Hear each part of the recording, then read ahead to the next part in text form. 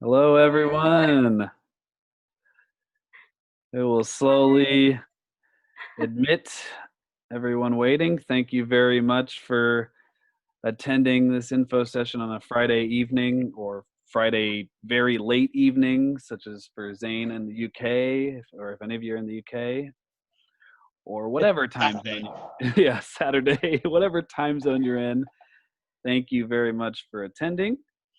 This is our second day we've ever done these virtual info sessions, and so we really appreciate everyone coming out to this. And although I really miss going out to the different universities and making the presentations in person, it's very nice to see all of you wanting to attend these virtual sessions too. Oh, Dalton's here. I see Dalton. Yeah. Hi, Dalton.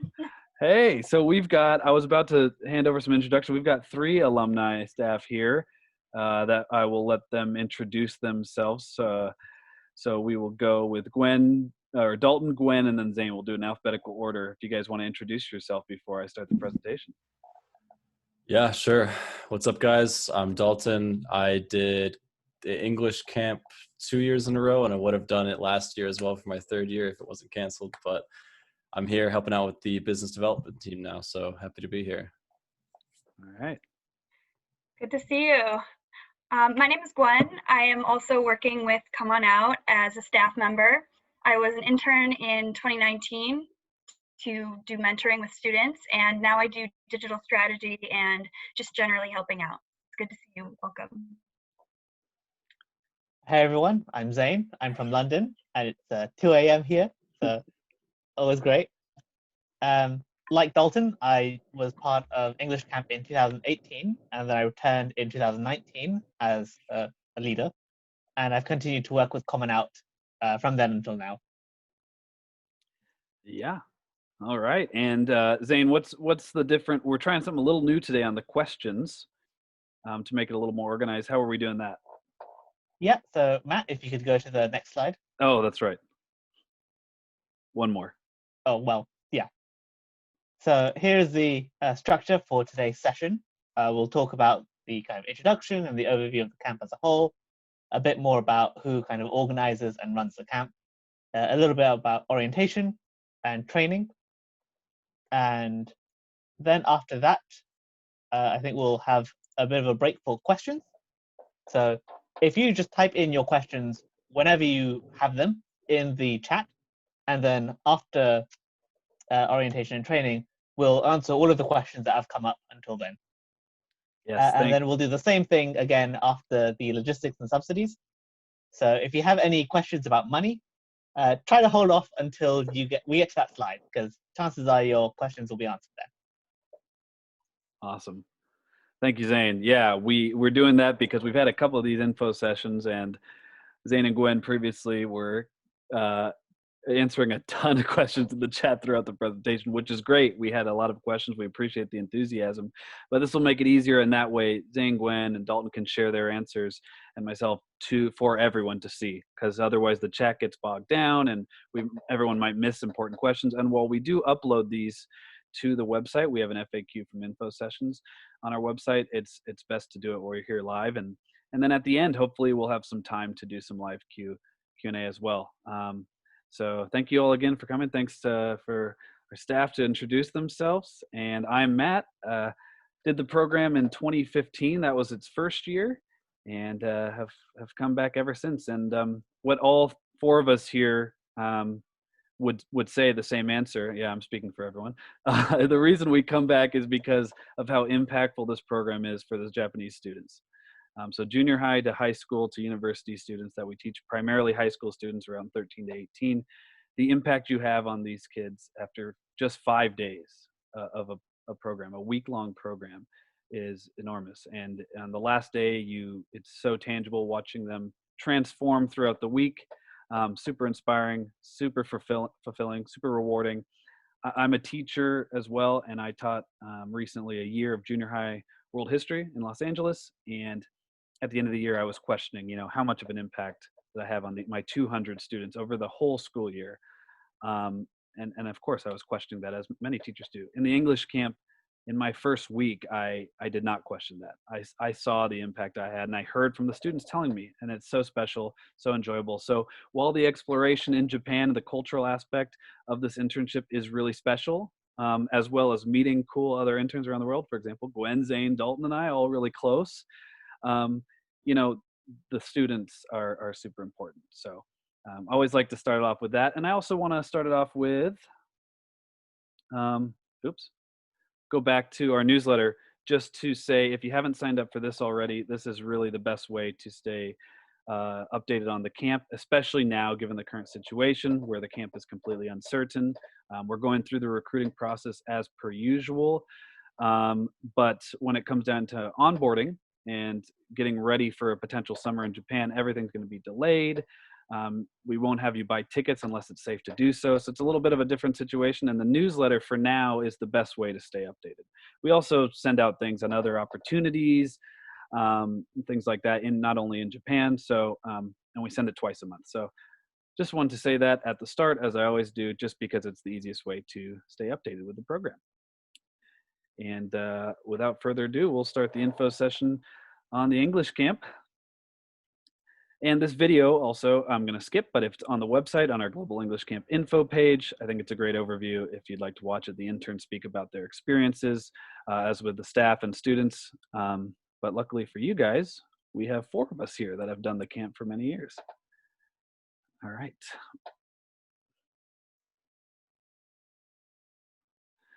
So a brief overview of the camp, which you might have seen on the website as well. We have about 200 interns each year from around the world, different universities. Like we have, I went to UCLA, Gwen and Dalton, Michigan, Zane over in ICL in London. And this upcoming year, we'll probably have somewhere between 200 and 250. And then of that number, we have about 30 to 50 that are returning interns. So like Dalton, like Zane, like Gwen, staff that run the program. And what I like to say is they really are the backbone of this program.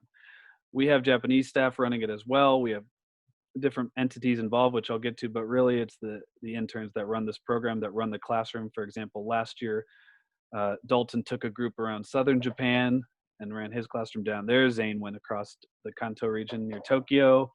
And so it really is built upon these alumni and this community vibe, and we love having this large amount of interns return. So in terms of spots for this year, I will say that we did allow the 2020 interns to defer to this year.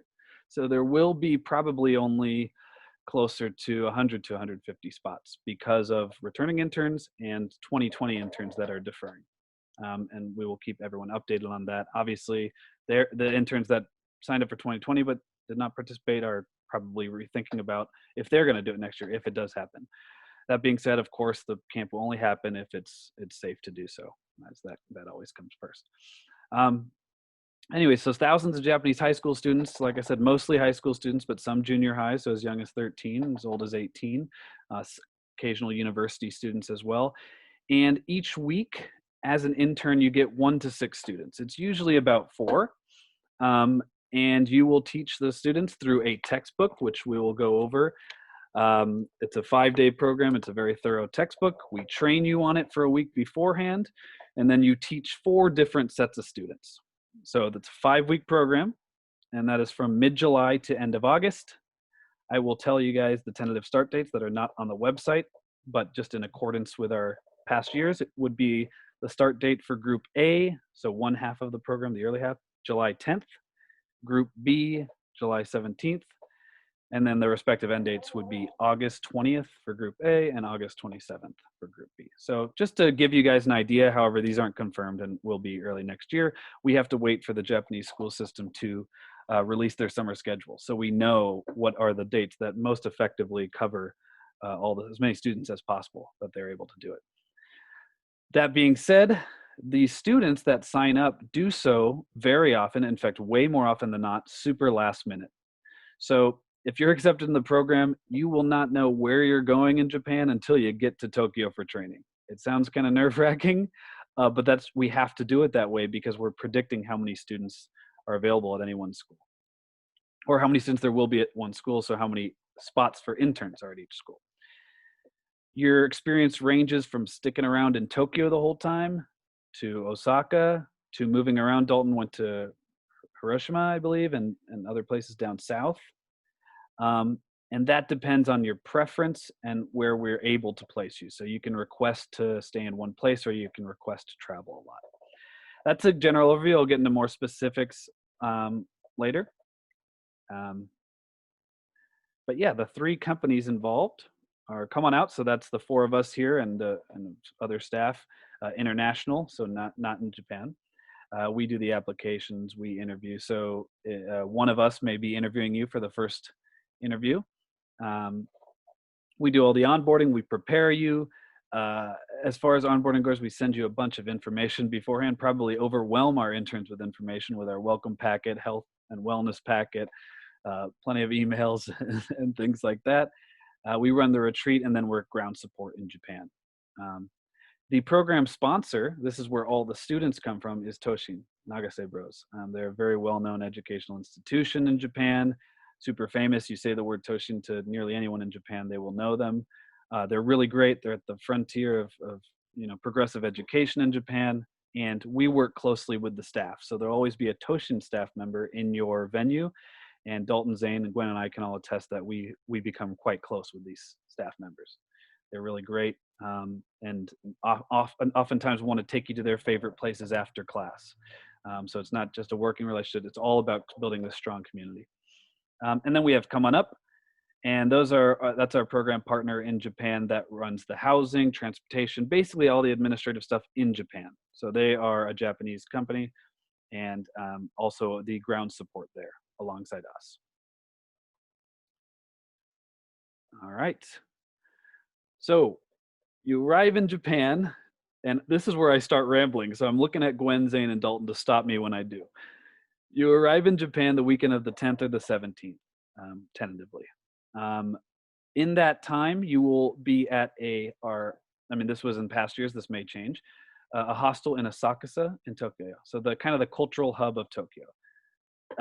We have a full weekend to, maybe arrive Friday night, Saturday night, Sunday, to hopefully recover from jet lag, unless you arrive in Japan earlier than that, which is allowed, and I'll get into that too down when we talk about the money. And basically, we get to know one another. Leaders like Gwen, Zane, and Dalton will lead excursions around Asakusa to just kind of have fun and enjoy yourself during your first weekend in Japan. We also have a required training for disasters, potentially, earthquake type situations. We have a big welcome party. That's super fun. And then on Sunday, we move into housing and prepare, rest up for our first week of training, or the week of training. And this is a special time because this is really the only time where you're with your entire cohort. So as I sort of mentioned and alluded to, you break up into smaller groups of about 10 to 12 to travel around Japan together. But in your 125 person group with group A or B, this is really the only time you're all together in training, getting to know each other in our downtown Tokyo building, which is our headquarters right next to Shinjuku Station. And during, hold on, let me explain training week, then we'll get to questions. During training week, like I said, we go over this entire textbook, which I'll show a sample page of that later. And we go over the administrative stuff. We get to know each other, we have fun. And on Friday, we actually don't do training. We meet at the training facility, and then we take a train right out of Shinjuku Station to get up to Hakone, which is a beautiful natural region of Japan, right next to Mount Fuji. We have cabins on a lake, and we celebrate finishing training week and preparing for the first week of teaching. It's super fun. It's our retreat, and you get a weekend to explore Hakone, which is a beautiful place. They have a big barbecue, a bunch of optional activities, and it's just a great way to kick off the program. But anyways, in training week, since we get these questions a lot, you don't need to prepare any curriculum yourselves. We have this very thorough textbook that you use, and we go over it very thoroughly. And the most important part is we have people like Gwen, Zane, and Dalton teaching or preparing you all on what's best to do with the textbook and what to do in certain situations. We cover everything, and quite frankly, their experiences is the most important. Of, you know, what should you do if 3 of your students are so talkative but one of them's quiet during this activity? And we go over that thoroughly. We do some trial runs, practice it. We also provide with some backup games and options, because quite frankly, this textbook is sometimes a guide. If your speaking activity is not working with your students, we put the power in the intern's hands to do something different. You can throw it out and say, hey, we're going to go play a game, get the energy up. So there's an opportunity to be creative and spontaneous as a mentor as well. And of course, when you're in the classroom, if you're ever struggling, not only do we have Japanese staff there to help, but we have, again, leaders like Gwen, Zane, and Dalton to help with their experiences, which is the most helpful in the program. So training week is really all about getting you prepared, getting you comfortable and excited for the first week of teaching, and of course, living in Japan for the summer. And that is training week. And before I start getting into the actual 4 weeks of camp, how are the questions looking out there? Chat's pretty empty. If you guys have any questions, feel free to drop them in chat. Maybe we scared everyone off, because before we got so many questions this morning. Here we go. Is there a set schedule for the week? Oh yeah, and I will show that in a bit. Thank you. That's a great question. When were you about to say something, or is that the same? I was going to say the same thing. But in terms of training week, I can't remember. Is that on the schedule that you show, or is that just? The set schedule for training week is not on the schedule I show. We typically break it up by like an administrative day where we go over housing and activities, how that works, transportation, how the reimbursements work, go over your schedule, meet your team. And then we have 2 days of basically curriculum training and getting into the actual teaching. And then a sort of a 4th day that's multiple things. And then, like I said, the 5th day is not actually training. It's meeting there and heading up to Hakone. We had a question that said, what are the training hours like? Was that you about to say, All Zane? of us trying to say it at once. Yeah. Training hours, 10 to 5. That's what they were in years past. Another thing I should mention is that along with training and what we do in training, since we run it as a team of interns, so last year, well, it was Gwen's first year, but Zane and Dalton were running the training with me and a bunch of other alumni. And so we make the decision of what and it changes year to year based on what's effective and what's not, because we ask our first year interns, you know, what worked, what didn't, what should we skip, what should we do more of, and that same goes with the textbook. Every year we have a meeting to go over all the feedback on the textbook, and changes all the time of what worked and what didn't. So a lot of the activities in here are even created by past interns. Anything else to add? There's a bunch of questions, but all right. Now it's happening. Are we allowed to go out and do our own thing, or do we always have a chaperone? I can answer that one super quick. If you're not working, you're an adult. Like, you can go do whatever you want, more or less. Mm-hmm. We have program-sponsored activities, but I'll get to that later too. They're all optional. So yeah, you're on in. Are students of the UK eligible to apply for Come On Out Japan? Looking at you, Zane. Yes. In fact, UK students are encouraged because we need to outnumber the Americans. You forgot the Canadians and everywhere else across the world. That being said, to clarify, we do mostly market to English-speaking countries, although we do not require native speakers, just that you're at the native level of English to be part of our program. So you don't have to be your first language doesn't have to be English as long as you're at the native level. We learn that through the interviews and your application. And we try to keep it even, by the way. Got a question from Cameron about will we be working with the same students for the whole internship? You'll generally be moving to a different group of students every work week. So Monday through Friday, every Monday you'll switch students. You'll have a whole new group. And you're doing the same curriculum, you know, obviously things change every week. Every student's unique, and you will work with your students in different manners. And that actually, thank you, Gwen, that reminds me that I did not say the English levels of the students. So they've all been studying English, you know, their entire academic lives. But like with any language learner, you're going to have a wide variety. So you use the same textbook, but you might have one week where your group is quite low level, and you might have the next week some students that went to international school and are as fluent as us. And I think that's challenging, but also really rewarding to have different experiences with your students and how you work with the textbook. Anything?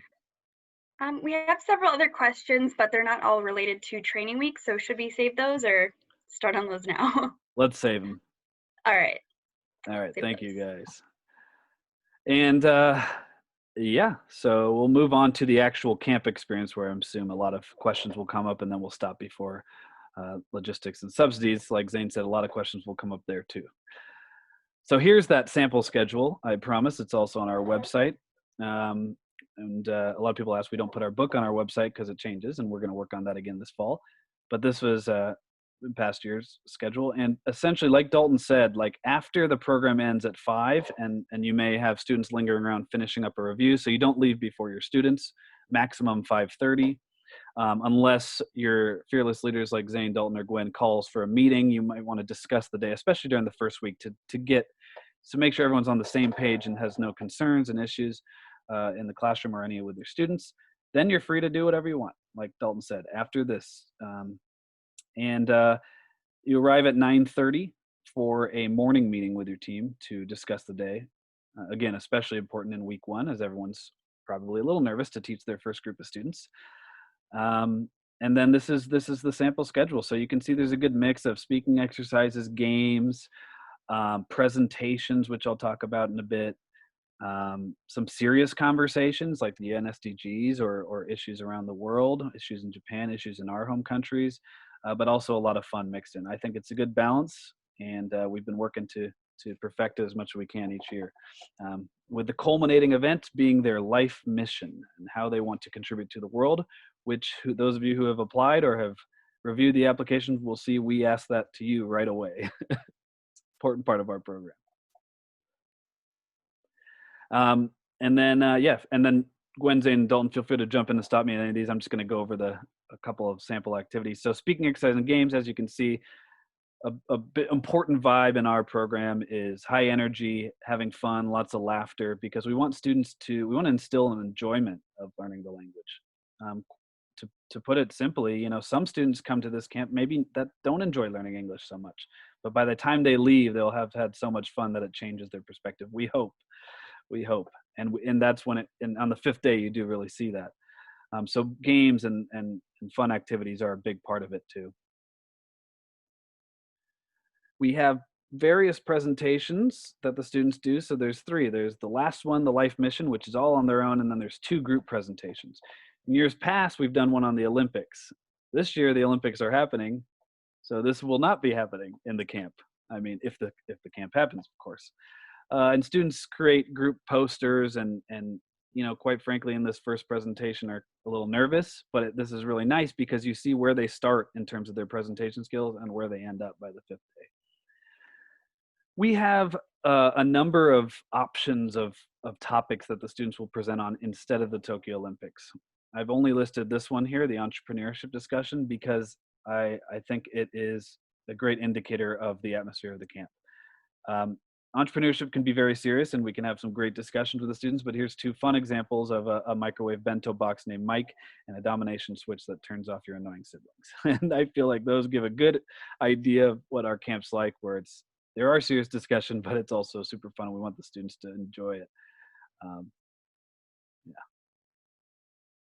And I'm going to skip the testimonials for sake of time, rather spend more time on questions and anecdotes from the 4 of us, but they're on our website. On the 3rd day, they jump into, 4th day, they jump into the United Nations presentation. And again, they have a poster, they present as a group, but you can see them getting better and better throughout the week. And this is really inspiring because when I first did the program, I honestly did not know UN SDGs. And now I'm pretty sure Gwen, Zane, and Dalton and I can regurgitate all 17 of them on command. And you will too after 5 weeks of teaching or 4 weeks of teaching it. But it is great because the students are so often so passionate about it. And And hearing them talk about quality education or gender issues or energy or climate change is really inspiring to hear how globally minded they are and how passionate they are about these topics. It's really great to watch these presentations. Interns also give 2 presentations throughout the camp, or throughout the week, I should say, each week of the camp. The first is a university presentation. We typically do a university fair style. So we would put up, Matt, UCLA, film, Gwen, Michigan, Zane, UCL, et cetera, and students will pick where they go and then rotate. This is to, of course, talk about your university life, but we know we also have many graduates. So talking about, for example, me, very much a graduate, talking about my past university experiences. It's also nice because the students, a lot of them want to study abroad, or maybe if they go into this camp not wanting to, a lot of them do after, especially, if Dalton has 4 students, they might be super inspired to study abroad at Michigan. And if Zane has students, he might convince them to go study abroad in London. It's a fun part of the program, and also it serves as sort of an icebreaker to introduce yourself in your daily life. And then the second presentation is the interns giving one on their life mission or their major and field of study, what your passions are, how you want to contribute to the world. And this is really cool because you can connect with more students than just your own that come to your presentation. Maybe Zane's doing a presentation on mathematics, and a lot of students say, I want to study math, and they're not in his group, but they get to meet him and talk to him about math and listen to his presentation, which is really cool. One story I had was some students came to my presentation on film, which I studied, and I helped them get into film school. They hadn't considered it as a career. They had a passion. They watched my presentation, and we were able to connect, even though they weren't my students. And it's also fun to walk around and watch your other intern presentations and learn, and going off that, we don't want just Japanese studies majors, not just English majors, not just education majors. We want a wide variety so that we can all learn from each other and the students can get a diverse experience as well. More testimonials. And then the final presentation, life mission. It's my favorite part of the camp to watch how the students have progressed over the week. The transformation becomes tangible. You see it a lot of the time, their first time doing a 3 to 5 minute speech on their own in front of a big group. So they're nervous, but to just see their confidence build over the week and doing this speech and talking about their dreams and their passions is inspiring. And you really realize how much of an impact you had on them, because oftentimes they'll mention you in their speech and talk about how this week impacted their own life mission. So that's why we call our interns mentors rather than teachers, because you are facilitating conversation, you're helping them develop confidence in English, but you're also helping them find their passions and figure out what they want to do in these 5 days. And that kind of comes to light during these speeches. Dalton, Gwen, or Zane, any comments on the week before I get to the graduation? It's a roller coaster. That's all I can really say. Like, before I joined the program, like when I was in training week, other interns from previous years were telling me, like, you'll have some students you don't really connect with. You'll have some students that by the end of the week are like sobbing and hugging you. And I was like, yeah, okay, whatever. It's not going to happen. And then sure enough, there were times where, you've only spent 5 days with these kids, but I say kids, they're only like a couple years younger than us, but like you'd be really surprised how huge the impact is over just 5 days, and the kids really leave a mark on you. And that's why I think we all love this program so much. So yeah, it truly is special. And this is when, if you hadn't realized it all week, this is when you realize it. Like Dalton says, there will be tears, and that's just an indicator of how meaningful it was for the students. And another indicator, I didn't tell Dalton to bring it, but I know Zane and Gwen have these, are these messages you get from the students at the end of the week, which I only have one here, but I've got all the rest of mine framed in my family home, and it's really special. Look at Zane, he's got a stack there. And that's something from my homestay. Oh, you family. did? Look at that. Oh, that's awesome. Yeah, and we'll get into homestays in a bit too, where Zane and Dalton can talk about that experience. But yeah, students will, they give a speech at the end of what this experience meant to them. That's where the tears start, of course. And you give a little speech back about how, how each student did and what it meant to you. And this is the only time in the entire camp where we allow Japanese. And we have, in your speech, you're allowed to speak in Japanese. And we have people like Dalton who are quite fluent in Japanese. We have Zane, who, intermediate, and Gwen and I, who are super beginners. No, I gave you intermediate, Zane. Everyone tries at least a little bit, and it shows, that you tried their language as well. And it also surprises them very much. And it's super fun to see their reactions at the end of the week. And they'll maybe give you other gifts. Here's a gift I've gotten over the years. Some students made one intern a backpack out of Japanese snacks. I mean, there's Gwen's got the Tokyo mascots. My favorite story I told last was one student wore the English camp teacher, which Zane's got on, and I've got right here, which you can wear, of course. We encourage people to wear. But this intern wore it every day for 5 days. And so his students thought maybe he didn't own any other shirts and brought him 5 shirts for the next week of camp. You get these amazing little gifts at the end, and just again another tangible way to see how much you've really impacted them. And we can't, and it's really tough that camp ends at 5, but we can't get the students to leave, and we eventually have to kick them out at 6 because they want to take selfies and talk to you and not leave. But it's really a special moment on Friday. I look forward to it every week. It is sad too to say goodbye to your students, but it really shows you how much it means to them. Yeah. Just to add to what everyone's been saying is that the students and interacting with the students is really the heart of the program. Yes, it's a wonderful trip to Japan, but the time that you spend with the students is the core part of this program. And if that's not your focus, then maybe this isn't quite the right thing. Great point, Zane. And I will add to that. What was that question we got last one? Is there anything you look for that is a red flag or a reason to get rejected? Is there any main reason to get rejected? And what Zane said, it holds so true. That's the first thing we're looking for on the application. We're going to skim that to find what mentoring a student means to you. And you don't have to have teaching experience. Most of our interns do not. And so we're looking for that passion, that strong desire to impact others. And so what Zane said is so important. And that's why we get to tell you for coming to the info session. A little hint on the application, but please make that clear. Don't worry about the experience, just worry about the desire to do so. Any other questions on the camp before we get into outside of the classroom stuff and financial stuff?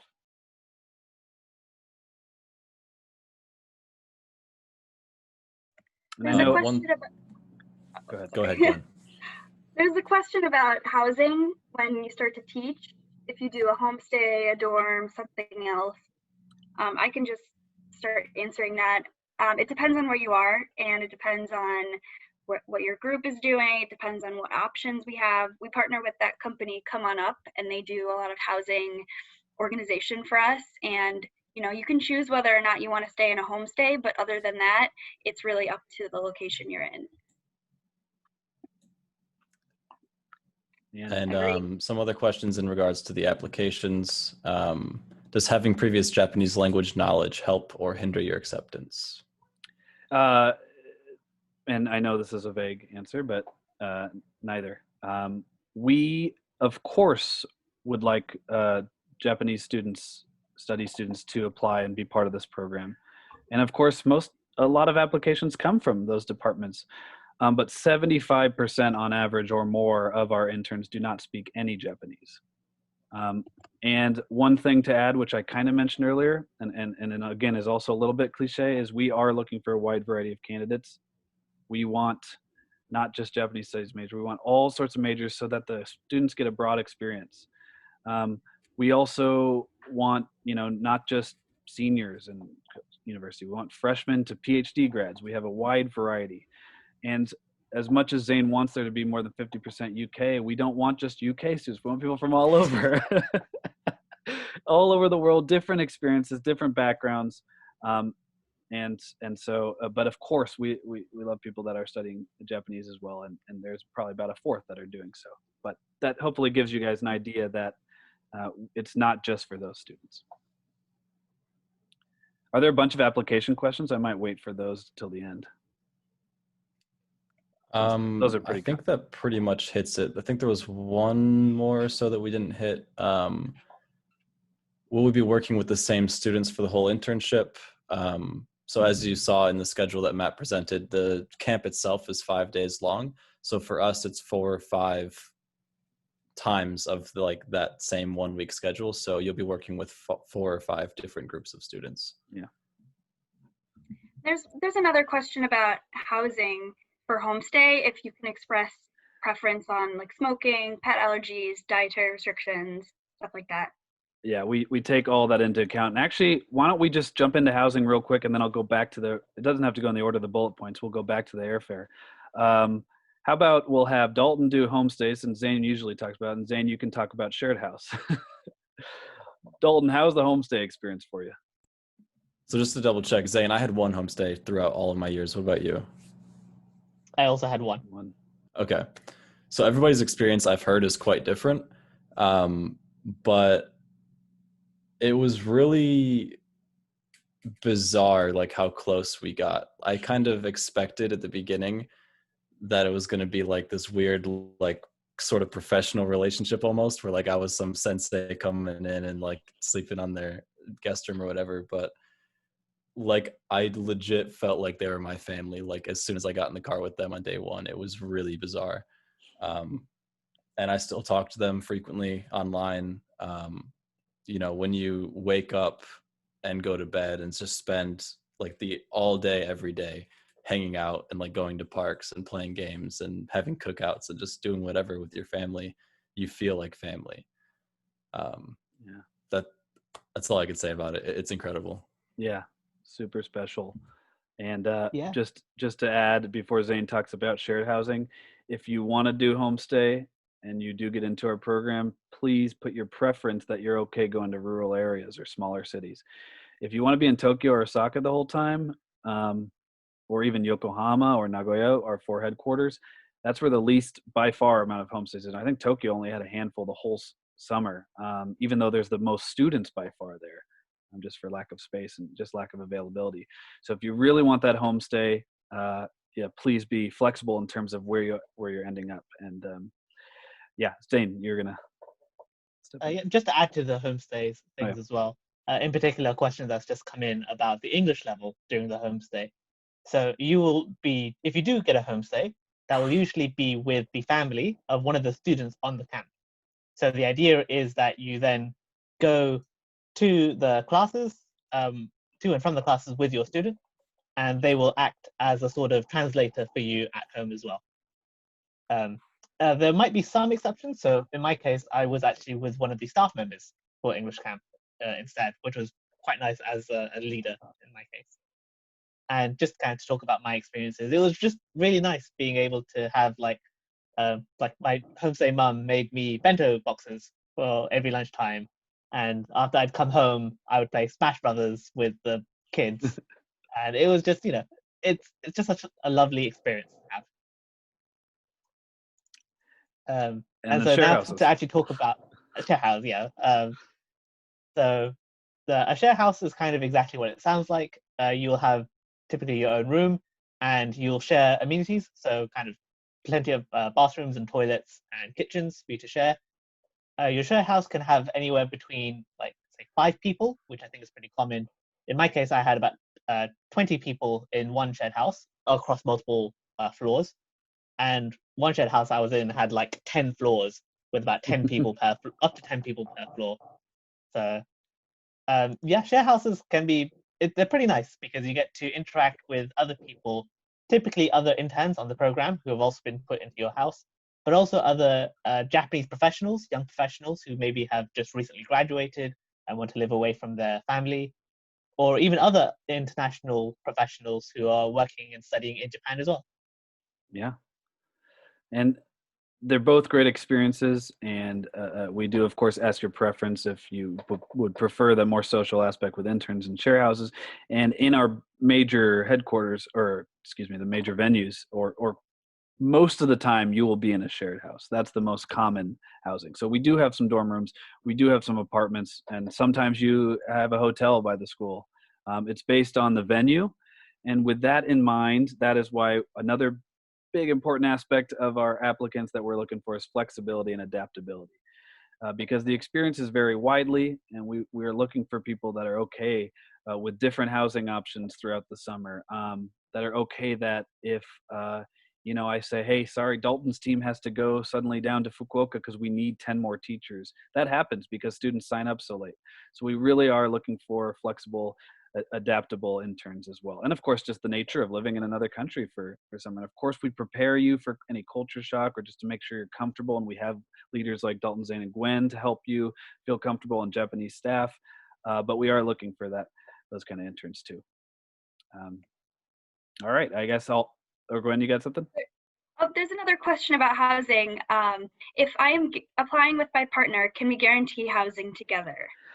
Great question. And I don't like the word guarantee. However, partners in the past have stayed together. Just if you're both accepted, just make that clear in your request. We do allow for requests, and we understand that partners or maybe even friends that just are nervous and may feel more comfortable living together, just make that clear in the onboarding process. We can't guarantee it, of course, since we need students all over, but it is a possibility. And no more housing questions, right? All right, cool. Thank you guys very much for sharing. So just to go back up on this slide to the round trip airfare. So everything's going to be confirmed next year about the subsidies and the budget, but 99% it'll be the same. In the past, it's 1,600 USD, so 1,250 pounds and whatever equivalent that you get covered for your flight. And that is a round trip ticket from your home or your university, airport nearby, to Tokyo and back. When you get this ticket, you work with our travel agency and us to determine when you want to come over and when you want to leave. Any time is fine. You can come over a month early. You can leave a month later, as long as you're within 90 days of our tourist visa limit. And we encourage travel in Japan. 5 weeks goes by so fast that those 5 weekends, because you're teaching all day during the week, that goes by really fast. So we encourage that. A lot of people ask, can I travel to another country, do a stopover in Taiwan on the way? Yes, you can, but if you purchase it through our travel agency, that limitation goes down to 1,000 USD equivalent. And that's because our program sponsors and us, we want everyone we're encouraging people to come to Japan and explore Japan first. However, that is possible to do as well, just a lower limit. And then when you purchase it, you pay the travel agency a $500 deposit. Make sure that you don't just fly to Japan and leave the program or destroy your housing, anything like that. You get $400 of that USD equivalent back. So 100 we keep for our onboarding fee, covering pre-training, vetting, background checks, which I can talk about in a bit too. Basically all our onboarding processes. And you get that within the completion of the program. So again, you get that back as long as you don't break anything, cause any issues, leave the program. That is the safety deposit for us. As far as food subsidies, you get 2,300 yen per day, so about 23 USD equivalent. My quick comment is I came to Japan with the misconception that food was always expensive, but convenience stores, konbinis, sell cheap and actually good quality food. The first day I was in Japan, I had what I consider to be the best bowl of ramen of my life at the time for 500 yen, $5. And you can preserve this money as much as you want for the budget conscious and save that for weekend meals. It's quite easy to do. So Zane and I don't, Dalton, Gwen maybe as well, we recommend to splurge a little bit to have some nice meals, but it's all up to your experience. You get to use that money how you want. Transportation to and from class, so from your home to the venue and back, and then any additional required travel we cover too. So for example, if you are teaching in 1 week Tokyo, taking a Shinkansen on Sunday to Osaka, a bullet train, we buy that ticket for you. And by the way, Sunday is the travel day if you're changing venues. You might even take a plane, like if you're teaching in Osaka and then going to Okinawa the next week, we'll provide that plane ticket for you, of course, and back. All that's provided. And then the other stuff, I think Dalton mentioned this earlier about how once the day is done, you're free to do whatever you want. But we also have program-sponsored events throughout the summer, and that varies by location. So the most popular one in Tokyo was the Team Lab Borderless Museum, really awesome digital art museum. But if you're in a smaller venue, we oftentimes give a budget to the leaders like Dalton or Zane or Gwen, and they talk with their team to choose an activity. So the Okinawa team went on a boat trip to a small island, did some snorkeling. There's just a wide variety of things that we provide, and you are allotted 2 of those, and then you can go to the other ones as long as you pay the fee. And then there's also Japanese language classes that are provided. That's the main reason we ask your skill level on the application. It's not because we require Japanese, as we've been saying this whole info session, just so we have an idea of how many students at different levels for our professors, our teachers, to hold those classes. Basically, you sign up for those. They happen in the evening. You know, you end school, you have a break, then you can go to class, and they are optional as well. We just have basically a limit to cancel or sign up so that the professor knows how many students are coming to the classes. So you don't have to sign up and do it the whole program, because we understand you want to do other things. Just have to keep us updated on if you're going or not. And yeah, there's also unofficial events throughout the program. People like us, Gwen, Zane, Dalton, myself, we want to show you guys our favorite experiences in Japan too, and so do the Toshin staff. And so something's constantly happening. There is never a dull moment. I always come in once a week and say, first 10 people get reservations for my favorite restaurant, let's go. Things like that are always happening. That's the community vibe we have. That's how much we, as returning interns, care about your experiences, as well as the Toshin staff. Super fun. But my recommendation with that is take time to rest, because I made a mistake in my first year doing the program of doing too much. And you got to have a lot of energy for teaching. And circling back here, see, to the importance of the students and giving them a great experience. But there's always a lot going on. And then the final thing, of course, is health and accident insurance, which we are, of course, in talks to see how that will change this upcoming summer. Should I tell the quick story? I'll tell the quick story of our good friend and intern who had a spontaneous collapsed lung. As Zane always says, he was so British that he just took the train to the hospital when he should have just called an ambulance, because the insurance covers that. And for those of us in the States, we think it's, we would never do that because of the cost. It's totally different in Japan. And our insurance will cover it. And he was in the hospital for over a week. And of course, he's great now. And he actually returned to the program the next year. And everything was covered during his stay. So it does cover those emergency situations completely. And then if you go for a clinical checkup, which costs about $50 out of pocket, you just file for a claim and get that reimbursed. So yeah, it's great insurance, and we want health and safety to be important. And of course, we'll keep you guys updated on the newsletter and website about how that's changing for next summer too. Okay. I think I am good on this page. What are the questions out there? Anything on financials, subsidies? There's a question if there's any kind of scholarship for the deposit, if there's any way we can help with that. We haven't done that in the past. However, we just started doing this fee because we, quite frankly, need it to cover our onboarding costs and what we provide for everyone. And we want to make it better and better each year, whether it's insurance or background checks, vetting, or training. So if you are accepted, and you do feel like you can't afford it, we will take it on a case-by-case basis. So individually, just email us. And the same goes for visas. Certain countries, don't have different visa situations, whereas Gwen, Dalton, Zane, and I can go for 90 days to Japan. Certain countries have situations. We also work individually with that too. And I think also that was about the $500 deposit, just giving it up front. Is there any scholarship? Yeah. Oh yeah. Same answer. Yeah. Individually. Yeah. Talk to us, email us. We'll work with you. We want to make this, possible for everyone. Thanks. Sorry. I should have known that was about the 500, not the 100 at the end. No worries. No worries. Zane partially answered this, but just if you maybe know the frequency of the language classes in the past, how many hours a week they are.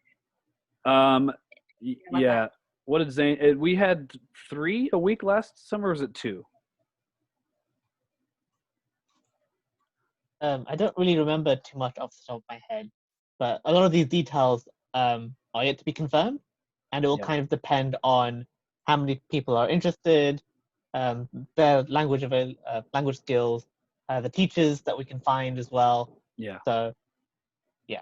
Zane actually answered what I was going to say, and I was questioning because I believe we used to have 3, but we again, what I was saying with the signups, is students would sign up and not show up, and so thinking of moving it to 2 just for feasibility, like Zane said, of our professors and being able to do that, for the hour and a half after class, since their time's important too.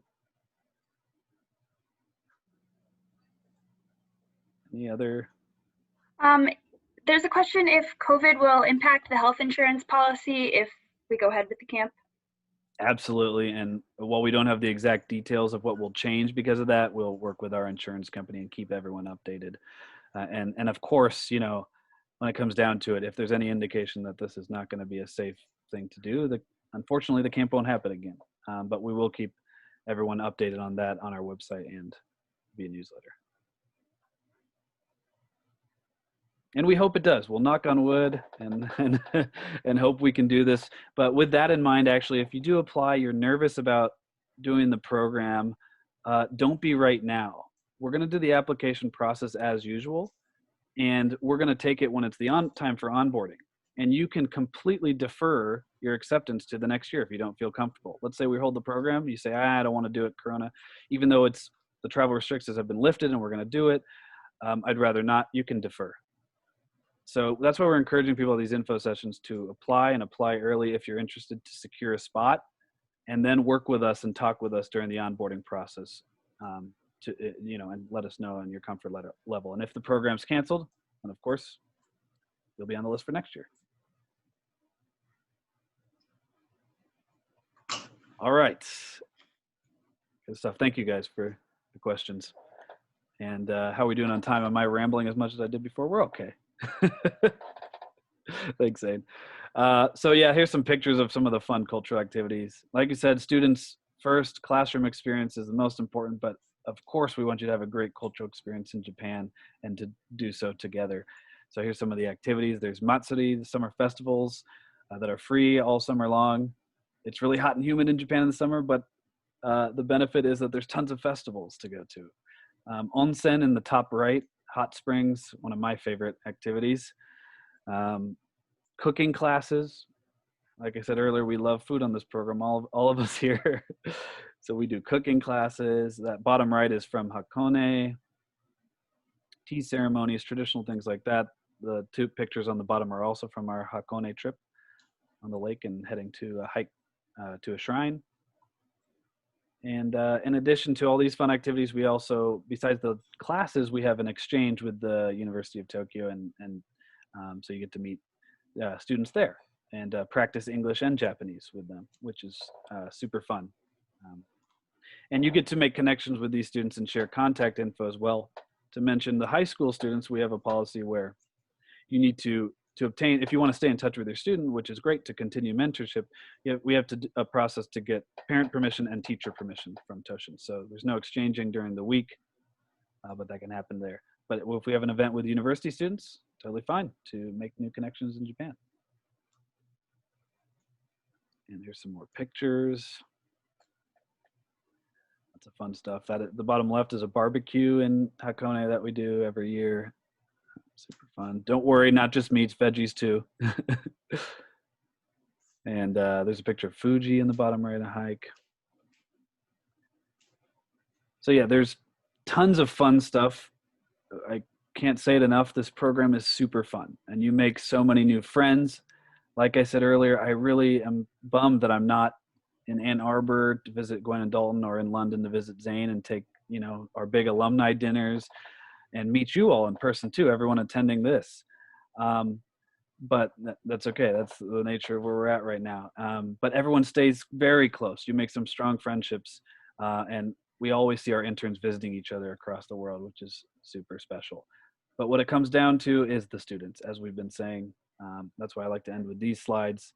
The students get so much out of this, and for all four of us here, that's the most rewarding and fulfilling part, and why we continue to return, and why we're here presenting to you and answering questions. And here's some of the pictures of the classrooms over the years. So there's a smaller classroom, like I mentioned. The venue size can vary, where there's only maybe 4 or 5 teachers and 20 students, as opposed to Tokyo. And our team has grown too over the years. We can stop at 2018 and play Find Dalton and Zane.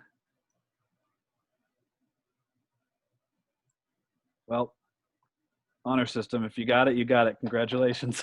I'm skipping it. It's a little easier to find them in this because they returned as leaders of the program. That's a really special part of our program, as I keep mentioning it. And we will have a big group of returnees next summer as well. And like I said, these guys here, that's why they're here with me today. We're all staff and running this program together, and making sure all the students have a wonderful experience, and the interns too. So that's it. Any questions now, or if there's any application questions left over as well on the chat? There are plenty of questions. That's what I figured. Can we revise our applications after we submit them? We haven't had that in the past. The system doesn't allow it, but if you really want to, just shoot me an email, and I'll put my email in the chat at the end, so I don't disrupt the chat now. But yeah, that's fine. Just email me. And of course, when you're doing the application, recommend putting your answers in the Word document and not doing it directly, just in case, because as you guys saw in the application, we don't require a resume or a cover letter. It's all about getting to know you guys through short answers. So. When's the deadline to the applications? Right here. Yeah, there they are. Zane, what do you always say at the end to everyone? Sorry, I was doing something else also. What do you always say about applications at the end? Oh, apply now, like right now. Yeah. Like the second this meeting ends, just put it up and just start applying. Just fill it in. Do it right now. The deadline question was too good to pass that up, and he's right. It's really there's a ton of applications. We got over 1,200 last year, and we'll probably, I don't know if we'll get that many this year because of the current situation, but we get a lot of applications. However, we choose interns on a rolling basis, and so it's a much better chance if you apply early, because if we get 200 great interns in the early phase, we'll close the applications.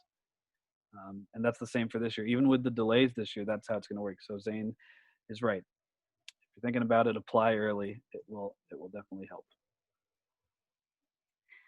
We have a question about if GPA is considered.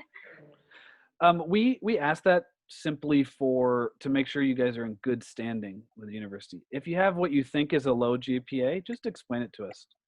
There's no requirement. It's more about being in good standing with your university. And that's why we ask for a transcript when you're accepted to, and a character reference. We have a question, if the dates are to be decided, how does that work with narrowing the application pool? Is there a specific time frame where we should definitely be available, or should they carve out any time to be available? Great question. And of course, it goes back to our flexibility requirement, and we're sorry we can't confirm it earlier. Those dates I said at the start, July 10th through August 20th and July 17th through August 27th, are most likely going to be the dates. We just have to wait for the school system. However, we understand students have different obligations. For example, in California, University of California, Berkeley starts before the second program ends. So those students have an obligation to go back to school, so they're automatically put in Group A. And the same goes if you have a job or a summer school that goes right up to July 10th, then you get to be in Group B. That's how we give our priority. And we've had in the past students leave a couple days early when we absolutely doesn't work with the school schedule. It's happened like a handful of times. And again, it's another one of those case-by-case basis. We want to make this available for everyone and work around your school and work schedules. If it's a vacation, it's different, sorry, but school and work obligations, of course. Yeah. To add on to that question about have we had people that work full time who have taken work off? I know several people from 2019 that worked full time that took time off for the program. I think they had to talk to their work about it, but I'm not sure exactly what you mean about flexibility with. If they're considering trying to do both, like just to be clear, the English camp hours themselves are 9:30 to 5:30-ish. So unless you plan on working 2 full-time jobs that are in 2 different time zones, you're going to have to take the whole time off. And I don't know Yeah. if you three did school. None of you did online school at the same time, right? No. But we've had people do that.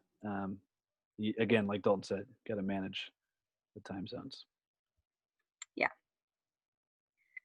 In terms of quarantining before the beginning of the program, Emma, I think that depends on country requirements and how COVID progresses. And I'm not sure if it seems so unsafe that we have to quarantine the program. I'm not sure if we can go ahead with it, but it just really depends. I don't know right now. Sorry for the uncertainty. Yeah, the uncertainty. No, Gwen's right though. Yeah, we just unfortunately do not know. And to be transparent, we have talked about, what if it's safe and Japan is really low, infection rate at this time, but they require a 7-day quarantine. Could we do training in our facility? If you guys remember MII, technically we could, but would we? That's another question because the health and safety comes first. So sorry we don't have an answer. And thanks, Gwen. Yeah. I'm seeing a couple questions about like more or less people trying to see the best way to get accepted, the things to ask in the interviews, the things to like which experiences to have. And I guess the main thing I want to convey here is to prepare for this program, one of the best things you can do is improve yourself. Like know who you are, why you do what you do, and really take some time to think about your life mission. Why do you study what you study? What kind of impact do you want to have in the world? I think having that kind of like inner passion and the confidence that comes with having that mission and being able to articulate it will make you the kind of person that can knowledgeably and in a prepared way get into whatever positions you want to get into because you know who you are and you know why you want it. If you're just throwing darts at a board, then you're not going to get the results you're looking for. Yeah, and even if you're not entirely sure, make that clear of what you'll do to get there. And because that what Dalton said is so true, especially when you're mentoring a student, not just for yourself, but mentoring the student. So thanks, Dalton. And then, do you have more? I was going to say that was part of my application, I think, was I had a rough idea, but I was like, part of the reason I want to join this program is because I don't know what my life mission is. So, but I expressed the passion that I have for making a change in the world and whatnot. And I think that was part of what helped me get in. And we can add a lot to this answer. I'm going to go to Zane, put you on the spot. And because you, in our past info session, have said like sort of your three or four qualities that you thought were important. Oh, yeah. In terms of qualities that we kind of look for in our mentors and interns, flexibility is a big one because you really have to be able to manage and adjust because the situations can change quite, on the spot.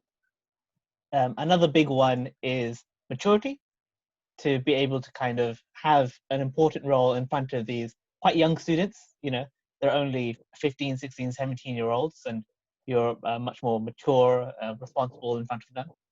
And also, very importantly, patience, because you're in a new environment with lots of different people, lots of big personalities. You might have a student that's just not working with you that week. You might be had a really bad morning on the rush hour. You might have all of a sudden had to change your plans and go to a different venue because they needed more interns. But to be able to kind of take all of that in and still be able to walk into the classroom Monday morning with a big smile on your face is just a great quality to have. Yeah. These are very helpful answers. Gwen, it's hard to follow up those two. Do you have anything else to add from your experiences or? Yeah, I mean, being energetic and same thing, being passionate, being flexible. And in the interview, of course, I think the best piece of advice I was given before I interviewed for this program was speaking slowly and clearly, and using vocabulary that is very easily understandable is a big thing for the actual interviews. Yeah, because we do, I won't get into all of our interview questions, but we do ask scenarios that could happen. You know, what would you do if, like I mentioned earlier, that one scenario, what would you do if you had 4 students, 3 of them were very quiet and not really participating in discussion, but and one was taking over the verbal space, or vice versa, if one student was not participating and 3 were super active in the discussion. We would ask these sort of scenario questions of how you would react with your students. So also important. Thanks. I think we covered a good ground there with applications and interviews. Speaking of life missions, we had a question about what any of our life missions were and how they changed after being part of the program. So if anyone wants to talk about that, feel free. Who wants to take it? Mine's kind of boring, probably relative to the 3 of yours, but I like maths a lot, so I want to be a math professor.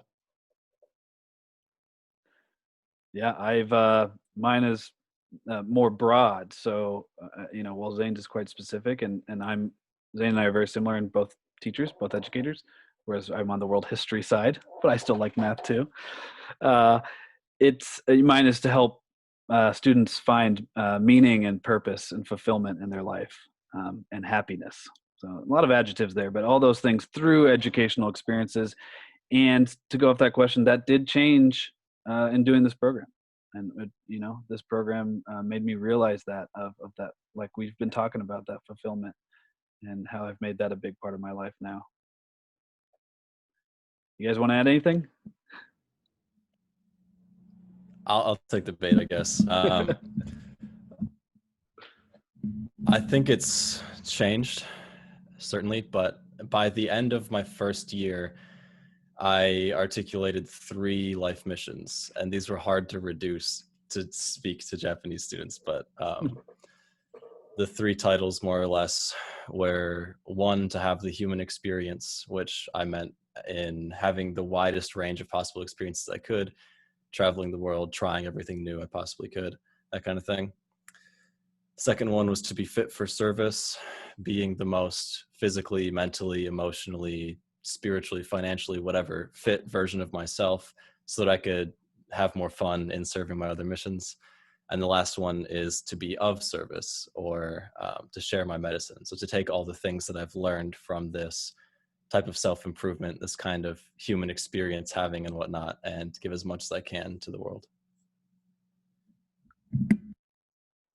That's a tough act to follow. Well put. I don't want to say mine because it's so straightforward and boring compared to that. No. That's why I went fast. Say it, yeah. No, math is cool. I love math. I actually graduated with a history degree, but that's not what I'm going into. I'm not planning on being a history professor. And my plan for after graduation was always to go and do user experience design.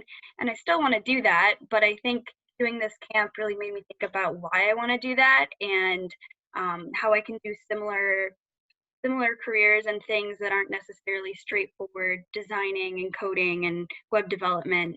So now I think my life mission has become more broad into making systems and processes more usable and more fun to use, not just necessarily in websites, but in every kind of system. Very different. Not boring at all, though. And you can see from all these answers, we all have different life missions. And while we all can't be as articulate as Dalton, we are looking for a wide variety. So whoever asked that question, thank you for asking, by the way. That's very kind of you to want to know our personal life missions. And also, we look forward to seeing your life missions, too. And we can all learn from each other. The students can learn from each other, and the fellow interns can learn from each other. That's a big part of our program. How other questions? Maybe not as difficult ones out there. Did I miss any from anyone? If I missed your question and throw it in the chat, that would be awesome. Sorry, I might have scrolled past it. And actually, you can. The presentation's done, so I'm going to go over here. Zane, there's a question that popped up. There's a question specifically for me. is halal food easy to find? So I'm a Muslim and I eat halal, and there's actually a really great app, Halal Gourmet Japan. And if as people get onto the program and we have the training sessions and the information sessions, I can go into more depth. But with all the different people that have been on the program, we've really tried to work hard to get all the information to help people with dietary requirements. So whether that's allergies, religious based, so halal and kosher, or just if you're vegetarian and vegan or anything along those lines. So if you're worried about food, don't be. We'll be fine. Thank you. To add to that, I was vegetarian in Japan. I know there were a lot of vegetarians in the program, a lot of vegans even, and obviously all of Come On Out Japan's activities, we cater to you in terms of like the barbecue, there's vegetables, delicious. But in terms of actually eating Japan, I mean, definitely there's things you have to watch out for, but I found plenty of food to eat, plenty of delicious food, and I would do it again in a heartbeat. On the topic of food, why not? I'll jump into. We talked about like a lot of us with our food allowances on our lunch break going and eating at the convenience stores nearby. You'd be surprised on the options that you have. I came to Japan after a couple months of eating in a surplus and trying to bulk up, and then I was cutting while I was in Japan, and I had no problem. Like they have chicken breast, they had eggs, they had all kinds of fruits and veggies, all kinds of cool smoothies and stuff. Like if you're into fitness and everything, you'll be fine. And everyone said it, so I guess I have to say it too. I eat everything, and Tokyo is my favorite food city in the world. And Los Angeles, where I live, if I do say so, is pretty good. And London and Ann Arbor are good too. But again, all these guys, you could tell, food's a big part of it too. And our Shinjuku venue, where you do training, and most interns spend at least 1 week in Tokyo, is so much food around that area. I mean, just endless. It's awesome to go out to lunch and try something new every day. If there's any more questions, type them in the chat. Feel free to raise your hand too and ask a question to us live. We'll have about 6, 7 more minutes before we sign off, especially since it is 3:13 a.m. in London, right, Zane? And past 10 for Dalton and Gwen on the East Coast.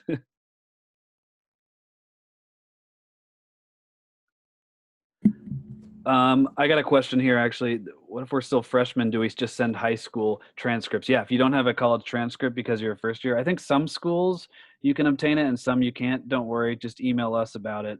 Attach your high school transcript. But the transcript won't come until the onboarding process.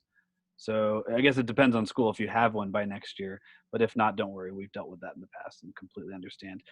We've done things like ask for a proof of attendance, which is quite easy to get at most colleges. Yeah, so don't worry about that. Age range of interns, like Matt said before, everything from college freshmen to PhD to people working. It's all over the board. I would say the majority of people are undergrads, but I was a graduate when I did the program. There are plenty of other graduates as well. Mm-hmm. Additional activities like language classes, cooking classes, are they free or do you pay? They are free, but for the cultural classes, I think, can you sign up for as many as you want, or is that just the activity? You can sign up for as many as you want, but the 2 are covered. Or they were last year, our policy was 2 are covered. Okay. Could And a language rising classes are free, of college course. freshman? Could a rising college freshman also apply? Does I that believe that's a no. Does As that in, like, mean- they just graduated? They're in high school right now.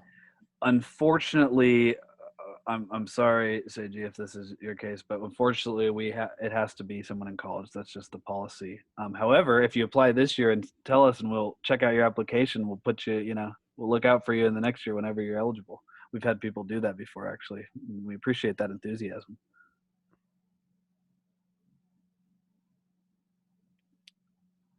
Any other questions? Got about 5 minutes before we call it. And like I said, if you want to raise the hand and do a live question, that's fine too. We like doing that. Oh, you're not asking. Yeah, thanks, AJ. So I'm sorry to your brother, but tell him next year is in the cards.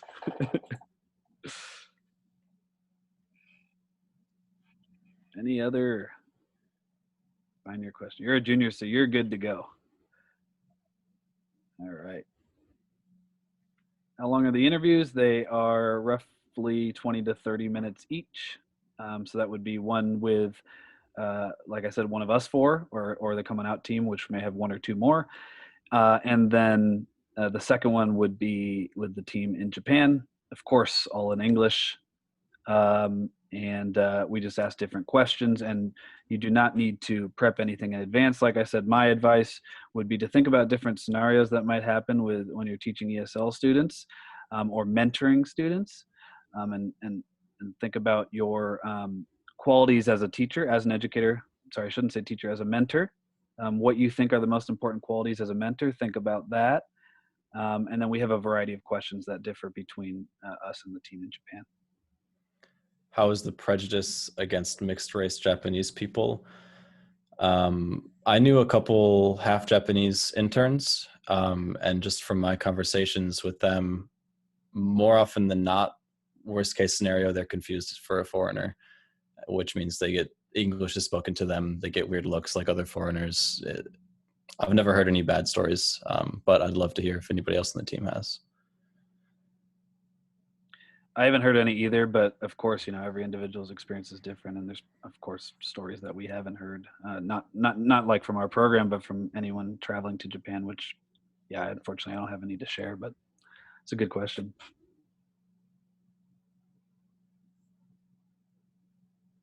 A couple more minutes, so feel free to ask. The interviews, it varies, but one reason, I'm in LA and I work pretty much full time. Zane's in the UK, Gwen and Dalton are in the East Coast. Gwen's not a student, Dalton's a student. We've all got different schedules.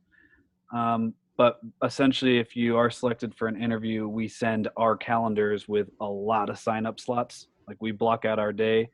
And so if nothing works for you in 1 week, we send it again and we keep adding you on the list. And then you can, of course, always email us to see if we can work something out. We try to be flexible with that. The only tough part is when it gets to the interview with Japan, because the team is all in Japan. So you have to work around their time zone during their workday, which Zane can probably tell you is a little tougher for the UK folks than the US and Canada folks. But they try their best to make it work too and offer as many times as possible. Yeah. Good question.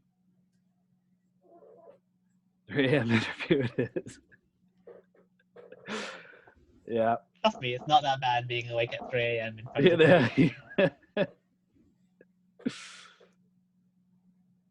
Hey, and the team in Japan knows that happens often, and they appreciate that enthusiasm.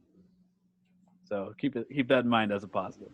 And we appreciate in advance your understanding and flexibility. All right, I'll allow 1 more minute of questions and then we'll call it.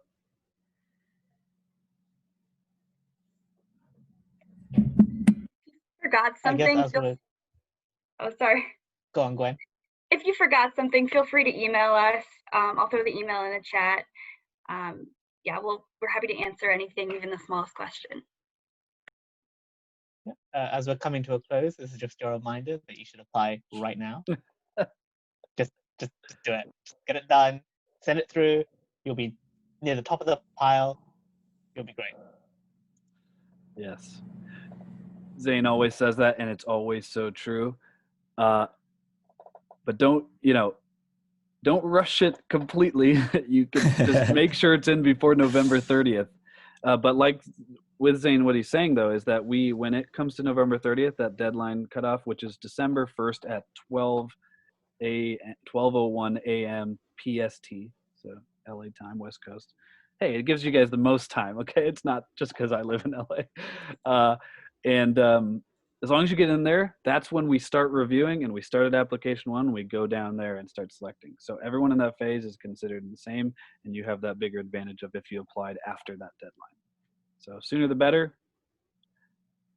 And of course, if you do apply, I don't think we mentioned this, you may not hear back till the end of January, especially with delays this year, but we'll keep you updated throughout the process.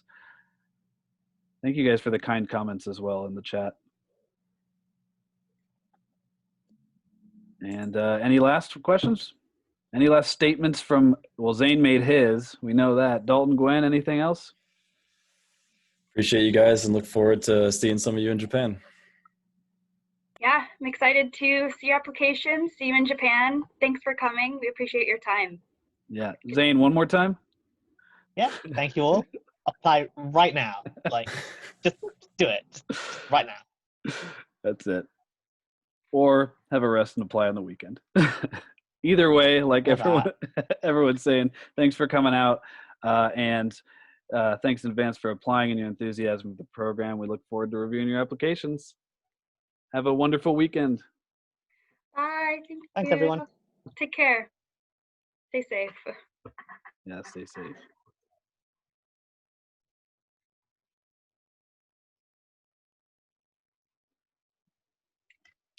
Oh, I'll send it again. Sorry. Oh, yeah, and I'll send you mine too. Either one is fine.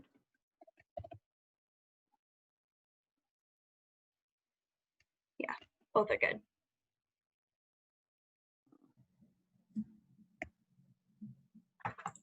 And tell your brother to, we hope to see his application next year when he's eligible. Thank All you. right. Thank you. Thanks. Bye. See ya. Thank you. Okay. And we are done.